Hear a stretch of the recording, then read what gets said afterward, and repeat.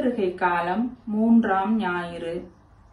இன்றைய முதல் வாசகம் செப்பனியா நூலிலிருந்து எடுக்கப்பட்டுள்ளது. கிறிஸ்துவுக்கு முன் 631 இருந்து ஜோசியா அரசன் ஜெருசலேமை ஆண்டு வந்தான். அவன் கிறிஸ்துவுக்கு முன் 621 யூதேயாவில் பல சமய சீர்திருத்த கருத்துக்களை கொண்டு வந்தான்.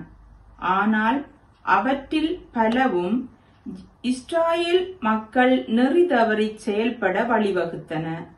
இத்தகைய நிலையில் மக்களை அவர்களது உண்மையான வழிபாட்டு முறைக்கு கொண்டு வர செப்பனியா இறைவாக்கினர் இந்த நூலை எழுதியிருக்கலாம் என்பது வரலாற்று அறிஞர்களின் கருத்து. இந்த நூல் வெளிவந்த காலம் யூதா நாட்டு மக்கள் பாபிலோனுக்கு நாடு கடத்தப்பட்ட காலத்துக்கு பிற்பட்ட காலம். இதில் இஸ்ராயேல் மக்களை இறைவாக்கினர் ஒரு பெண்ணாக ஒப்புவமை செய்கின்றார்.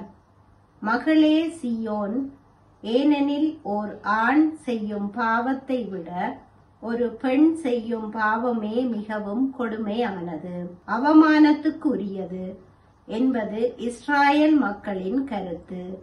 ஆண்டவரின் வழிகளை விட்டு விலகிய மக்களை இறைவாக்கினர் விலைமகளோடு ஒப்பிடுதலும் மீண்டும் ஆண்டவரின் இரக்கத்தை எடுத்துரைக்கின்றார்.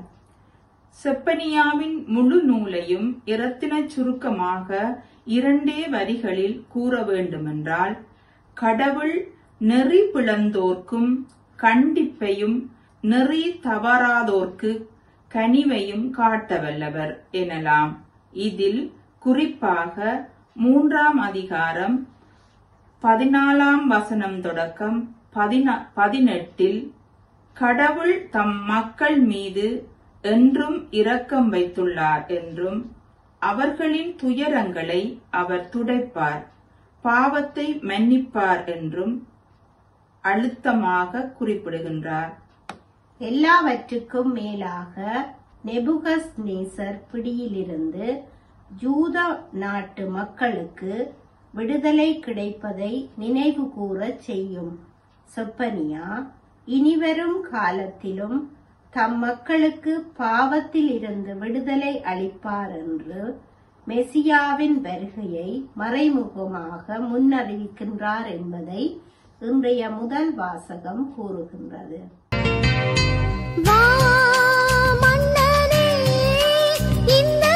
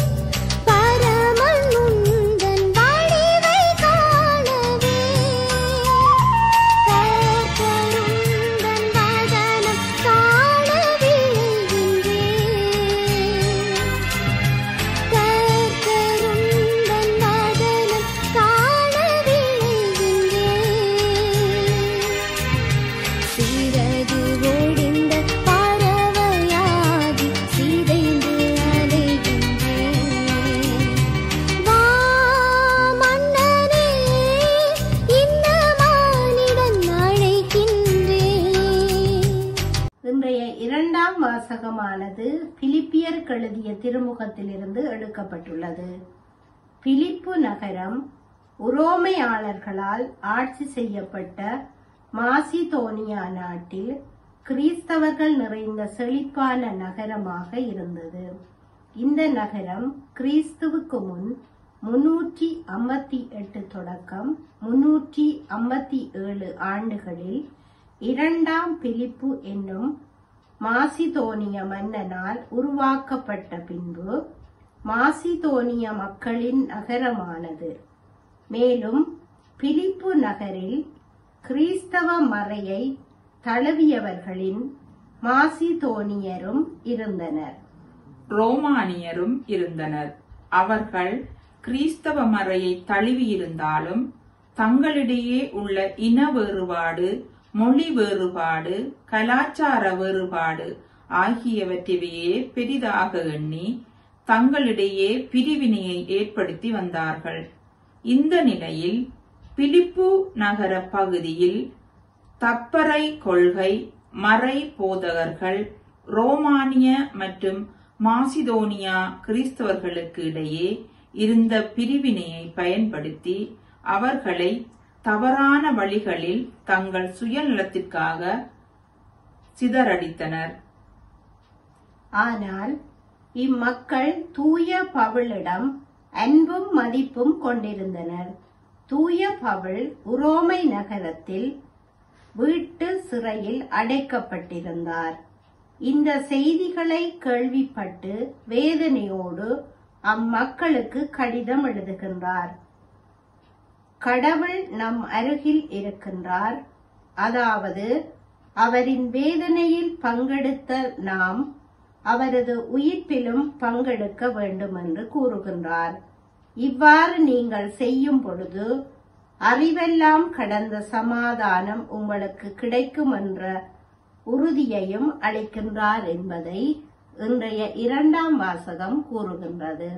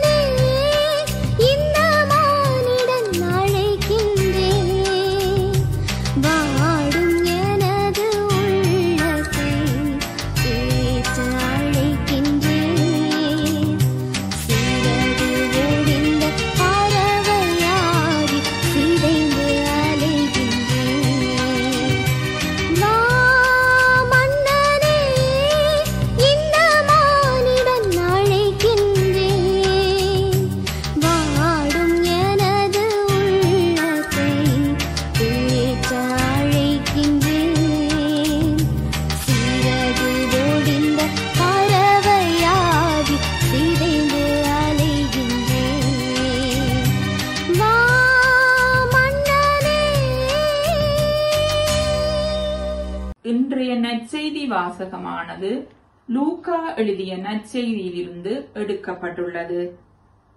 தூய லூக்கா சிரியா நாடான அந்தியோகியாவைச் சேர்ந்தவர். இவர் மருத்துவம் படித்தவர். திருத்தூதர் பவுலோடு சேர்ந்து நற்செய்தி பணியாற்றியவர். பிற இனத்தவர்களுக்காக பவுலோடு சேர்ந்து பாடுபட்ட இருவரும் பிற இனத்தவர் என்கிறது விவிலிய வரலாறு.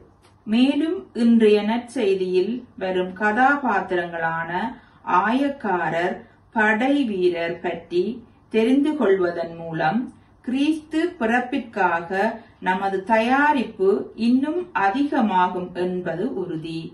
ஆயக்காரர்களும் ஜூதர்களே, பின்னரேன் இவர்கள் வெறுக்கப்பட்டனர்? உரோமை ஆட்சி நடைபெற்ற பாலஸ்தீன பகுதிகள் முழுவதிலும் வரி பணத்தை வசூலித்து அரசாங்கத்திடம் சேர்க்க வேண்டிய பணி இவர்களுடையது. ஜூத மக்களின் நம்பிக்கை என்னவென்றால், பாலஸ்தீனம் கடவுள் வாக்களித்த பூமியாகும். எனவே அவர்கள் தங்கள் சொந்த நாட்டிலே வரி பணம் கட்டியதால் தாங்கள் ஆயர்காரர்களால் அநியாயப்படுத்தப்படுகின்றோம் என்று எண்ணி ஆத்திரம் கொண்டனர். அடுத்தது படை வீரர். இவர்கள் ஏரோது அந்திபாசின் நேரடி அதிகாரத்தில் இருந்தனர். இவர்களும் யூதர்களே. இவர்கள் அகஸ்து சீசரின் நேரடி கட்டுப்பாட்டில் இல்லை என்றாலும் ஏரோது அந்திபாஸ் சீசருக்கும் அடிபணிந்து இருந்ததால் யூத படை வீரர்களும் சீசருக்கு கீழ்ப்படிய வேண்டியதாயிற்று. ரோமை அரசாங்கத்தை எதிர்த்து கலகம் செய்யும் யூதர்களை யூத படை வீரர்களே கைது செய்யவும் கொல்லவும் வேண்டி வந்தது. இதனால் யூத படை வீரர்கள் யூத மக்களிடையே பெரும் அவமதிப்பையும் வெறுப்பையும் சம்பாதித்தனர். இது ஒரு புறம் இருக்க, மறுபுறமோ ஆயக்காரர்களையும் படை வீரர்களையும் ஊக்கப்படுத்த உரோமை அரசாங்கம் சில உத்திகளை கையாண்டது. அதாவது, புதிதாக எப்படியெல்லாம் வரிப்பணம் வாங்கலாம் என்று யோசனைகள் கூறும் ஆயக்காரர்களுக்கு அதிக சம்பளம் தர அரசன் முன்வந்தான். இதே போல அதிக அளவு மக்களின் வீட்டை சூறையாடி உரோமையரிடம் சேர்ப்பவர்களுக்கு அதிக குற்றங்களையும் கண்டுபிடித்து அரசிடம் ஒப்படைக்கும் படை வீரர்களுக்கும் அதிக வெகுமதி வழங்கப்பட்டன. இப்பின்னணியில்தான் யூதர்கள் யோவானிடம் திருமுழுக்கு பெற வருகின்றனர் என்பதை அறிந்து ஆயக்காரர்களும் படை வீரரும் திருமுழுக்கு பெறுகின்றனர். காரணம், மீண்டும் தம் இனத்தோடு ஒப்புரவாக அவர்கள் இந்த திருமுழுக்கை பயன்படுத்தினர். மேலும் நாங்கள் என்ன செய்ய வேண்டும் என்ற கேள்வியின் மூலம் தங்கள் மக்களோடு சேர்ந்து வாழ வேண்டும் என்ற விருப்பத்தை மறைமுகமாக தெரிவிக்கின்றனர் என்பதை இன்றைய நற்செய்தி வாசகம் மூலம் எடுத்துரைக்கப்படுகின்றது.